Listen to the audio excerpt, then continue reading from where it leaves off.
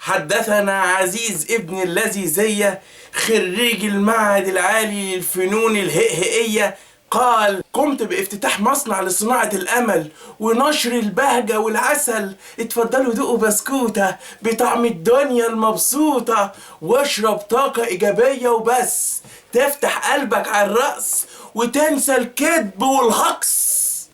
وقاموا العمال بتحضير عروض خطيرة من مبيد الحزن والتكشيرة ومشروب التفاؤل، وهنحل كل المسائل. وكتفنا كائن الكآبة، كائن الكآبة اللي لا يضحك ولا يفرحك، يقول لأبو الهول: اوعى كده، وانا اقعد مطرحك. وحكمنا عليه ب50 جلسة زغزغة ورجعناه طفل صغير والنغة. وضحكنا ضحكة جماعية وقالت السيدة حنية: عزيز من لذته، ده بيضحك القتيل وبيمشي في جنازته، ويمشي ولا يهمه كالرك، ويدفن النكد ويسك. وقال عم روقان: ده انا اعرفه من زمان، ده يخليك تطفش من كتر الضحك وتلم هدومك وتفك. وجهزنا عربيات المصنع عشان نستكشف ونستطلع، وجبنا ميكروسكوب كبير واللهم اجعله خير لاستكشاف معاني السعادة ومعنى حياتنا والإفادة. ومسكنا ميكروفون مع مزيكا عشان يشجع الجمهور بالطريقة.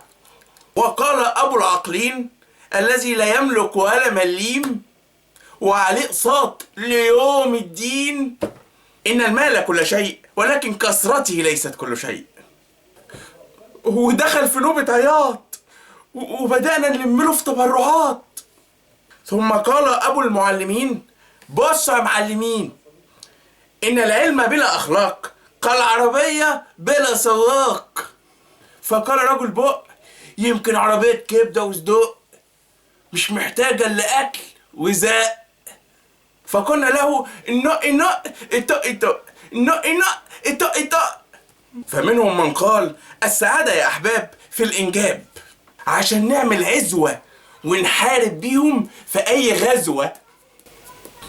ومنهم من قال: في الطعام، بيتزا وشاورما وحمام.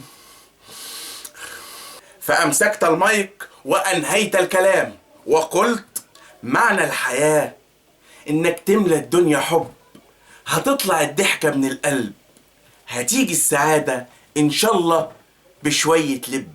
فالتفوا حوالي الجموع بهبة وقالوا لي: عزيز هات حبة.